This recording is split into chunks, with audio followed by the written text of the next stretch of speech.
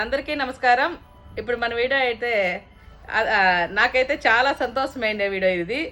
అలాగే ఎందుకంటే ఇంత ఆనందంతో చెప్తున్నామంటే అది ఏంటి ఏమి అనుకుంటుంటారు, అదైతే మా కొడుకు ద్వారాతో తెలియజేస్తాడు. తిందాం. అందరికీ నమస్కారం.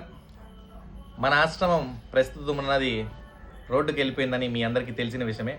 కాబట్టి మనమైతే ఒక దగ్గర అంటే పక్కన ఒక దగ్గర ల్యాండ్ కొన్నామని చెప్పి నా బర్త్డే రోజు కూడా మనము కొన్నట్టు గిఫ్ట్గా మన అవ్వ వాళ్ళకైతే ఇచ్చాం. మీరు కూడా చూసారు చాలా మంది.